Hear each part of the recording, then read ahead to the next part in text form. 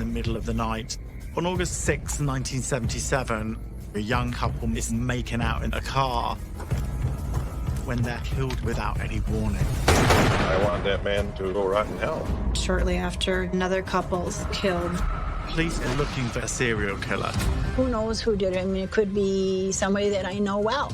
The killer has a strong interest in young brunettes.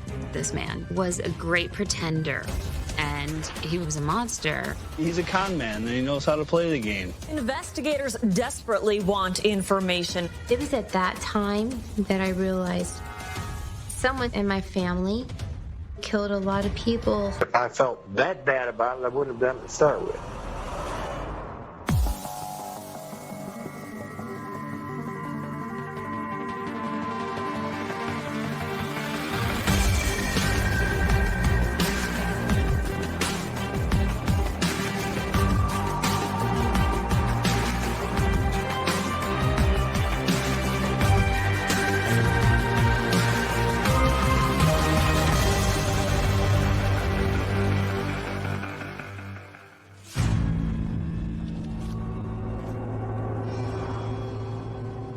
This is the story of a young woman who discovered secrets and keep quiet, and that she had to tell the world.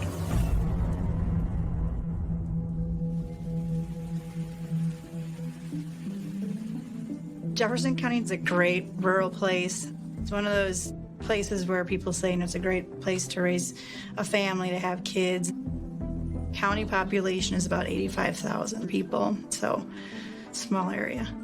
And really kind of out in the boonies, it was a place called the Concord House. The Concord House was a local event space in Jefferson County. It was well known for wedding receptions, birthday parties. Sometimes there were bands and music. Attending one of the wedding receptions was Tim Hack and Kelly Drew. Tim Hack and Kelly Drew are high school sweethearts. They're both 19 years of age and very much young and in love. Tim liked to do a lot of with tractors and tractor pulls. Kelly Drew was a young brunette who worked at the Dairy Queen and also at a hair salon. That night, after the wedding reception, Tim and Kelly left together, but they never came home. Next day, Tim Hack's father finds his son's Oldsmobile still parked at the Concord House, where the wedding reception took place.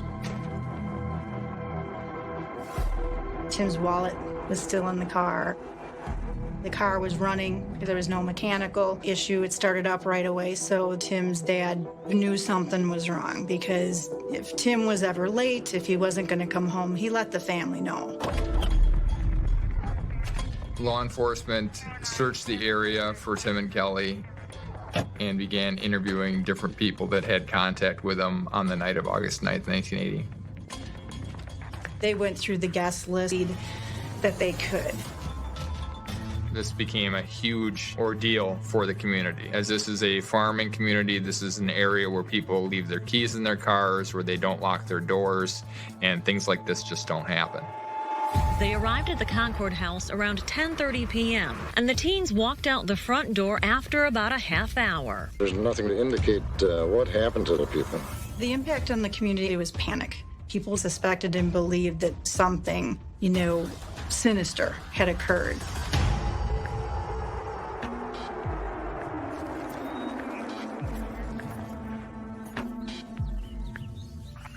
Fighting to Kelly Drew, including her underwear scattered along the road. The clothing appeared to have been cut with some sort of sharp instrument. Pieces of rope were found along the same road, so we believe that there could be sexual assault involved in the disappearance. There were numerous searches done by local fire departments, National Guard, helicopters. Dogs were used, people on horseback. Very large searches conducted throughout the area. However, nothing was panning out.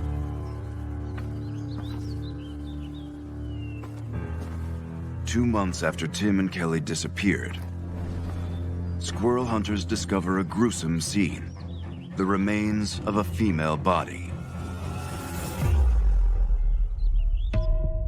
The following day, another body is discovered approximately 70 feet away. Police identify the remains as the bodies of the missing couple, Tim Hack and Kelly Drew. Kelly Drew's cause of death was strangulation, and Tim Hack's death was caused by a stab wound, believed to have been caused by a sharp instrument.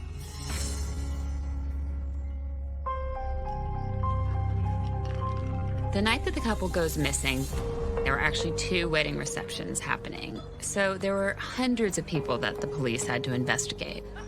They had a lot of suspects, a lot of follow-up that was done, but ultimately things go cold. The murders of Tim Hack and Kelly Drew will remain unsolved for years and become known as the Sweetheart Murders.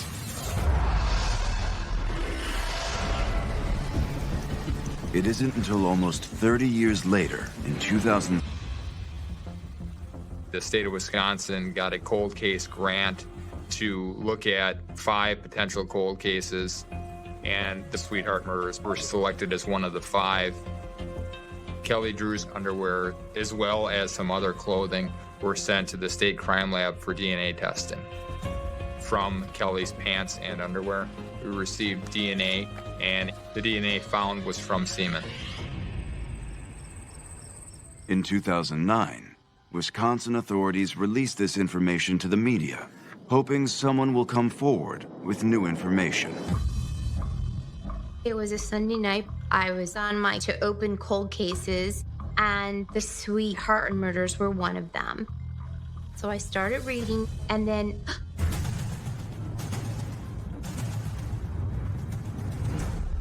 it was at that time that I realized I had seen the Concord house before. And I was shaking. I was shaking because immediately I knew who it was that had committed the murders.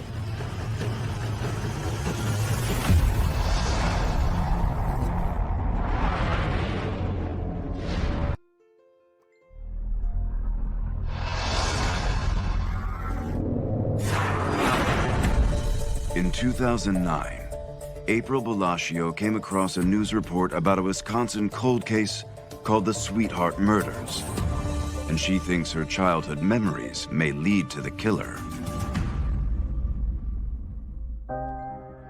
April Bellacchio is the oldest of 5 kids.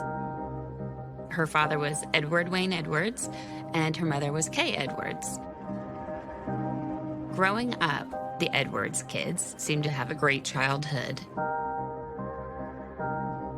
Haunted trails at Halloween.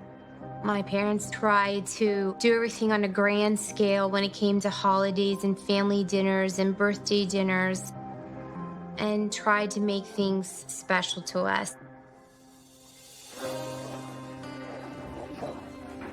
The Edwards family appeared to have the perfect life, and it was financially supported by the overnight success of April's father's autobiographical book. In 1972, Ed Edwards publishes Metamorphosis of a Criminal, the true life story of Ed Edwards. Edward Edwards was to turn his life around and promote himself as a reformed criminal. He not only writes a book, he becomes a motivational speaker, and he's very outspoken on the need for prison reform. Edwards becomes a darling of the speaking circuit. He speaks at universities, he speaks at schools. Soon Edward was being booked by radio shows, and he even did TV shows. Will the real Ed Edwards please stand up?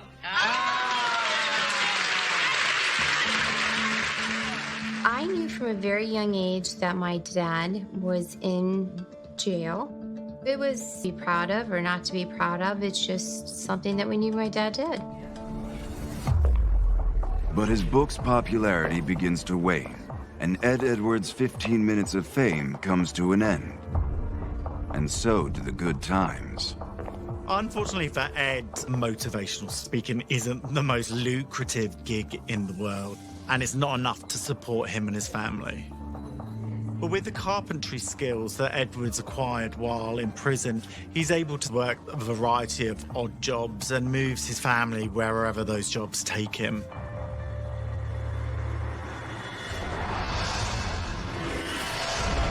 Scrapes together enough money to buy a modest home in Doylestown, Ohio. They move into an older home, and Edward spends time renovating the house to basically make space for his burgeoning family.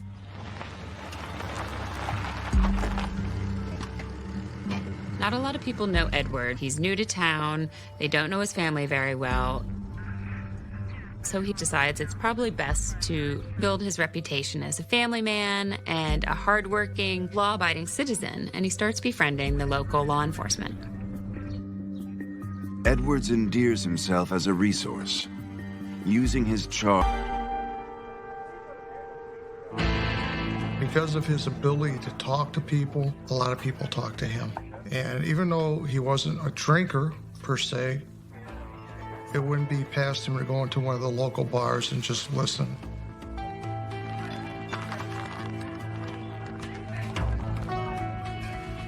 He provided information regarding burglary, theft, some narcotics trafficking, and some of the information he gave did generate arrests. This characterizes Edwards as a useful informant. FBI agents, they were just in our circle all the time. It made my dad feel important, and he got a pride out of that. But according to April, not everyone was happy about Edwards' relationship with the police.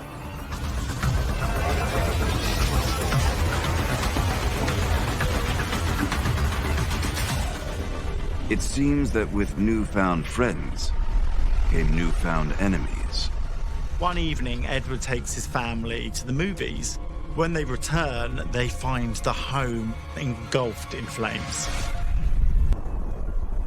I remember just thinking as a young child, what happened? And there was evidence that there was arson. So someone had attempted to burn the house down, which scared my parents. Concerned for their children's safety, Ed and Kay are forced to move the family. And it's the beginnings of one long bohemian journey. With no one ever caught for the arson, Edwards moves his family to a new home in a new state nearly every 6 months. Afraid that he ratted on the wrong person. That there were bad people after us because of the knowledge that my dad had. We always had to keep it a secret where we moved to so that they wouldn't come after us. But it appears to April, whoever is after Edwards is relentless in their pursuit, and the family constantly feels like they're in grave danger. I remember one time we were living in Ohio, and my dad was building our second house, and there was a young man that was helping my dad build the house. But something happened to him, and my dad sold the house unfinished. Then there was another incident while we were living in Wisconsin. One night, I remember my dad coming home. He had a cut on his nose, and while we had only lived there for a very short period of time, there again, we left in the middle of the night. We ended up in Pennsylvania. By 1982, April and her family find stable ground in Slippery Rock, Pennsylvania. And then, the unthinkable happens. Takes his children to camp. And at this exact time, the house burns down again. The following morning, investigators come in, And once again, they're able to detect that it was in fact arson. But that's not everything. This time, police catch a break. The perpetrators actually come forward, and their confessions will change the Edwards family forever.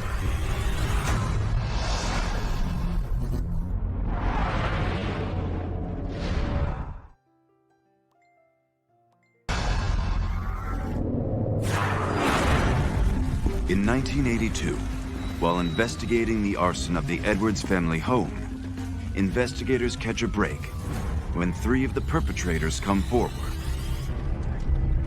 Police learn from the Edwards sons that Edwards had enlisted them to help burn down the home in an effort to collect insurance money. When my brothers confessed, I was just devastated. How can you make your child do that? And I remember thinking to myself, I don't think my dad's a very nice man. The people after Edwards found him in Pennsylvania, and he had to escape, but he needed money to do it. With this admission, Edwards is arrested for arson and sentenced to 2 years in prison in Pennsylvania.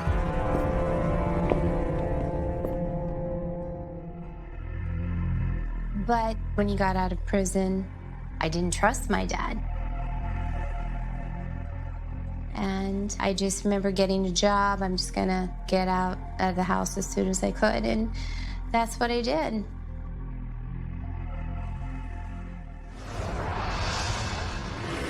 Seven, he focuses his energies on the 4 remaining children in the household, trying once again to be the father he was during their early childhood. Ed Edwards was extremely active in the schools. He was always supporting his kids who were top-notch athletes. In addition to helping out with his sons, Ed also shows a compassionate side. He takes in Danny Glockner, who's a local teen that's been in the foster system for most of his life. Danny Glockner went to school with Edwards' kids. They all knew each other. They lived in the same general vicinity.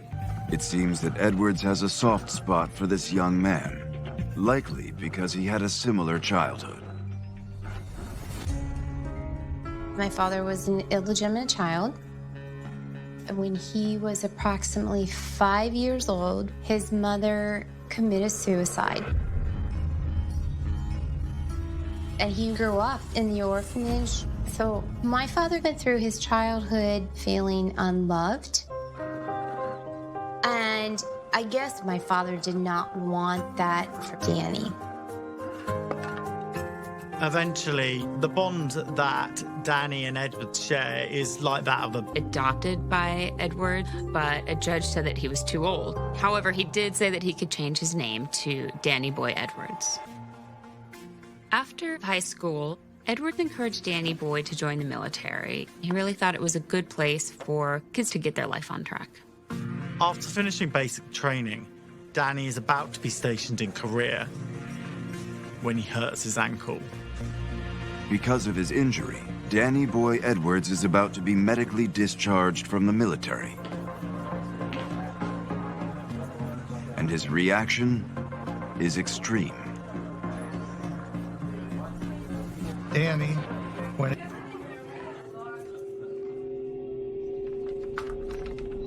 With no sign of Danny Boy, his family and friends search for him tirelessly. But their efforts prove futile. Danny Boy is missing.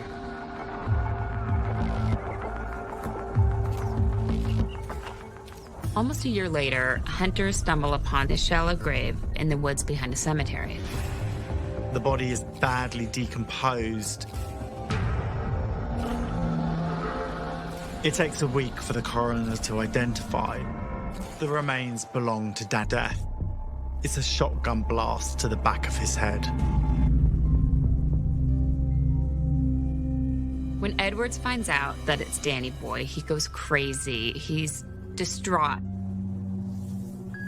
He tells police officers he'll do anything to help find out who killed his foster son. Danny Boy's murder became an obsession for my father. And my dad talked about the murder nonstop. He actually went around at Danny Boy's funeral asking people what they thought had happened to Danny Boy, what their ideas. It was given to us throughout the country. And nothing panned out. We just didn't have enough information. Years pass. Then one night after an Edwards family gathering, all 5 now grown children are talking when the conversation turns to Danny Boy's murder. All 5 of us, my siblings and I, we were all just hoping to figure it out. And then April's siblings talk about the time that their mother was actually in hospital in 1982. In fact, because Edward had stabbed her.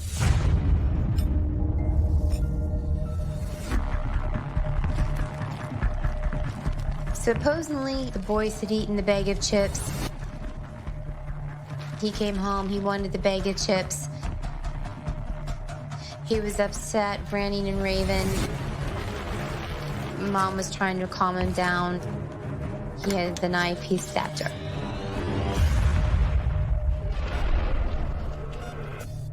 I just couldn't believe it. I was saddened.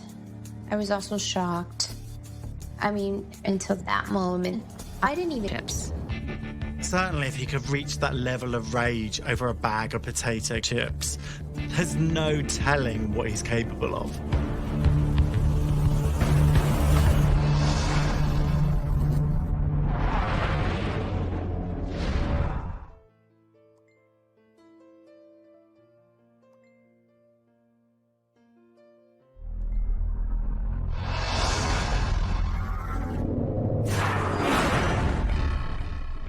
After April's brothers share that when they were kids, Edward stabbed their mother, April and her siblings begin to wonder if their family's past. Together, they're going over their life, all the moving and oftentimes in the middle of the night without warning. This made these adult children wonder if their father isn't so innocent. April asks herself if they were on the run as kids because her father snitched on the wrong people, or because her father could have done unspeakable things.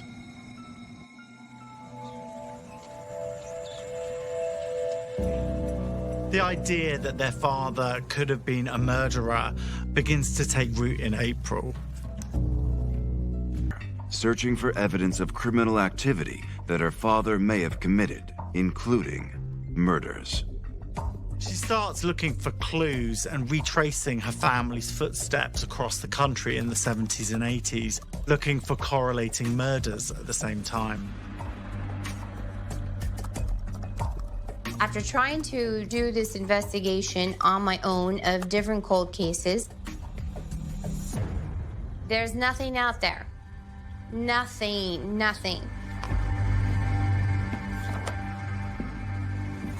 But there's one place that she forgets to search. And then I saw something about the state of Wisconsin had just given a bunch of money to open cold cases, and the Sweetheart murders were one of them. And I just vaguely remembered that at the time of the murders, we lived in the house in that area. And as I continued reading, I remembered that I had seen the Concord house before, which is where Tim and Kelly, the Sweetheart couple, were last seen. But April recognizes the name of the reception hall. She remembers it because her father used to work there. Ed Edwards was the handyman of the Concord house back in 1980. And then it was like a release. Childhood memories started coming back. Everything was very vivid, very vivid.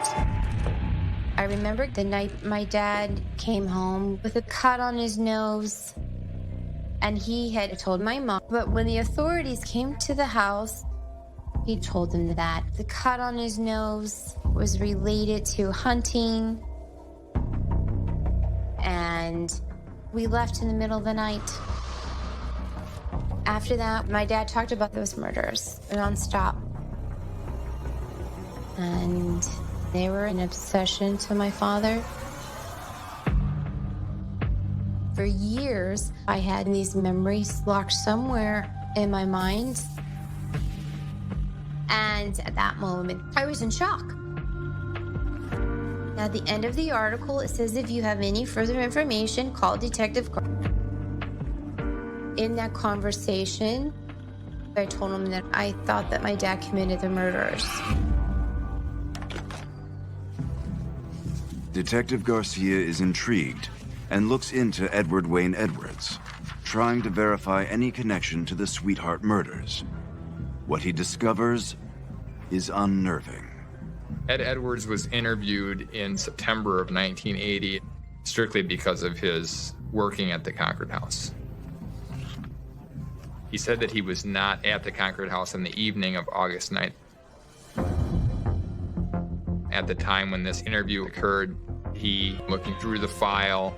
We later learned from Edwards' landlord that Edwards left Wisconsin within a day of being interviewed and traveled to Pennsylvania with his wife and children. So everything that April told me is starting to add up. I next purchased the book Metamorphosis of a Criminal, and in reading it, I find very disturbing things. I find a psychological profile, an interest in fire,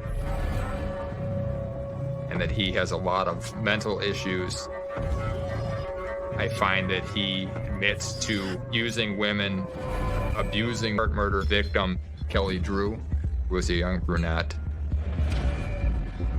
In putting all these things together, he is moving up my suspect list rapidly.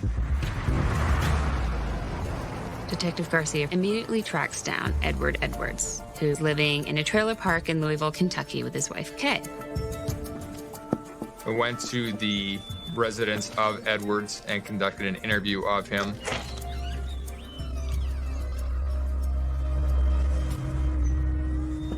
At this point, Edwards is over 75 years old, and he's been in poor health for several years. Let me tell you who we are and why we're here. Johnson. Okay. Long ways away. But anyway, we're following up on the two teenagers, the guy and the girl that disappeared from the Concord house. The Concord house? Yeah. Concord house. Oh, okay. The Concord, is that the dance hall or a bar or whatever? Yeah, right. Okay. Yeah, I was doing the floor up there or something in the barn or whatever. He did not specifically recall Tim and Kelly. He said that he had never met them, and that the names were not familiar to him. Do you recall injuring your nose at any time when you lived in Wisconsin? I injured my nose. I could. So you didn't take advantage of our deer hunting? It's the best deer hunting around. No. At the conclusion of the interview, I asked Edwards for his DNA. I don't know if I go for that. Well, unfortunately, these gentlemen don't have a whole lot of time. We're from Wisconsin, so would you be willing to do it now or no? No. No, I gotta think about that. Edwards said that he would not provide his DNA. But prior to meeting with Edwards, I obtained a DNA search warrant. A search warrant?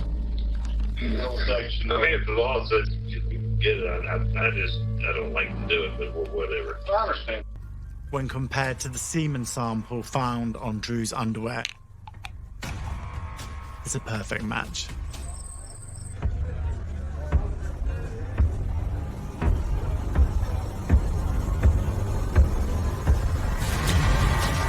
Edwards is now charged with the murders of Tim Hack and Kelly Drew. Mr. Edwards is implicated by DNA evidence as well as other cooperating evidence. It's mixed emotions. I think everybody's happy to know that, they're not living next to a killer.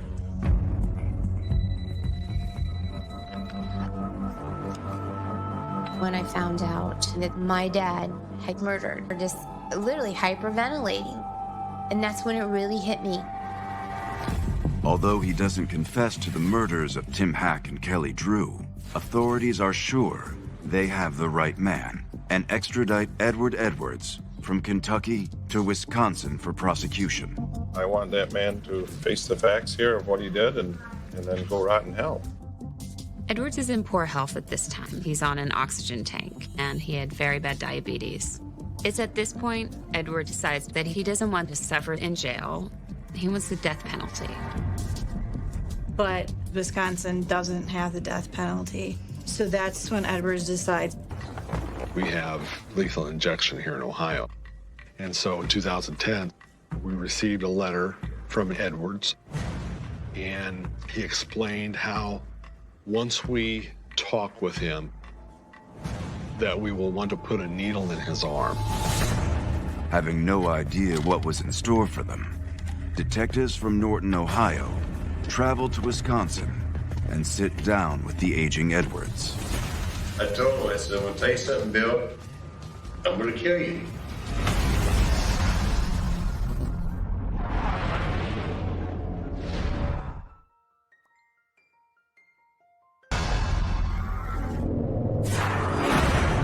While waiting to be sentenced to life in prison for the Sweetheart murders, 76-year-old Edward Wayne Edwards lures Ohio authorities out to meet him in Wisconsin, spinning a new tale.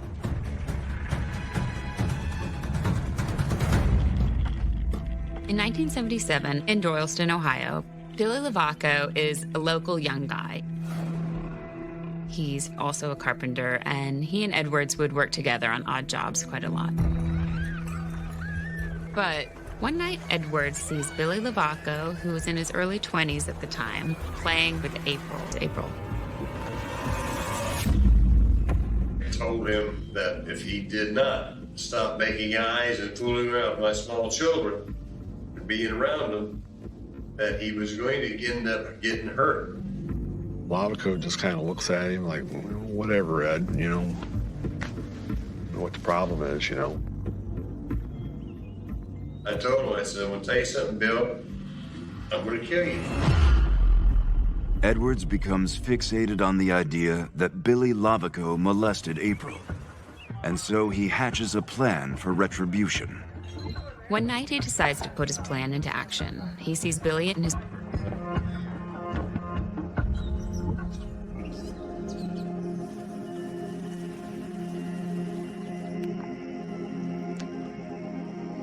Billy and Judith go to Lover's Lane. They're kissing. They don't know who's there. And Edwards goes up to them with a shotgun. It was dark. Judith did not recognize me. I know she didn't. And I told her to stay in the car. I want to talk to him. And I said, please. She insisted time, and Bill says, look, Wayne, there's $500 in her purse in the car. If you want money, why don't you just get it?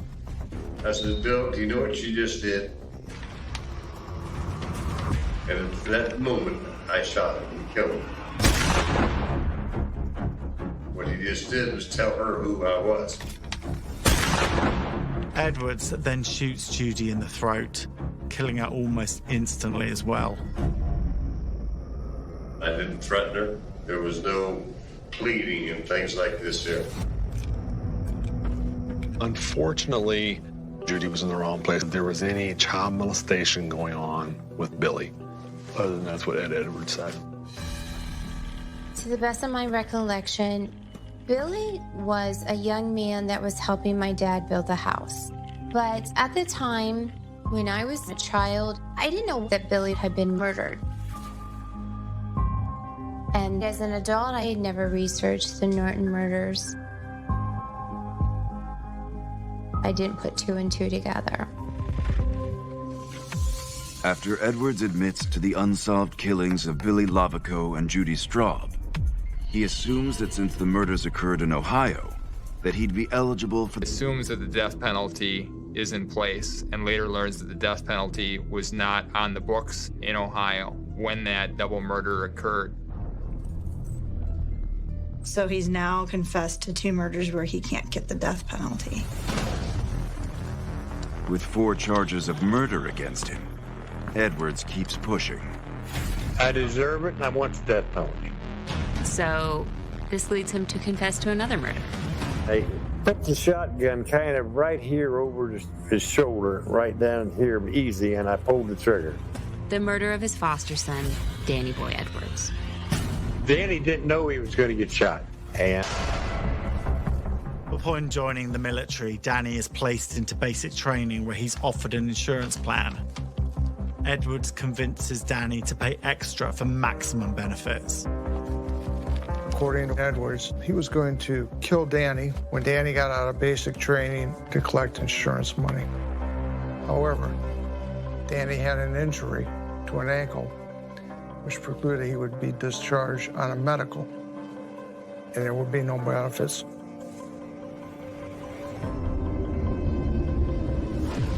Instead of taking a medical discharge from the Army, Edwards is able to convince Danny that his best Danny agrees. Edwards admits to luring Danny Boy to the secluded cemetery near his home. So Danny had a duffel bag with his clothing, some money, and some cigarettes. Edwards was talking to Danny, and he said, "Danny, reach down and get me a cigarette out of your bag." He was bent over, kneeling down and feeling it around. He didn't even know I had a shotgun when I shot him in the chest. With Danny, I saw an opportunity here to long range. It took about a year to set it up out of it. I asked Edwards, "Do you have any remorse?" He goes, "I'm sorry I had to kill him." In exchange for his admission, in August 2010, Edwards gets his wish. And in regards to count 1 of the indictment, aggravated murder, that you be sentenced to death by lethal injection. But Edwards has been in poor health for several years, and in 2011, he dies from natural causes in prison. It's a month before his scheduled execution.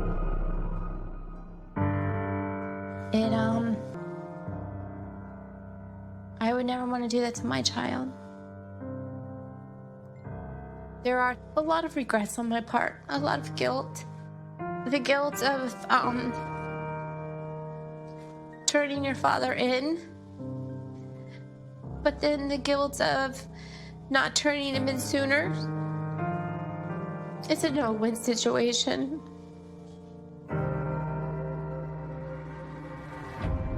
The story's fascinating because Edwards was a great pretender.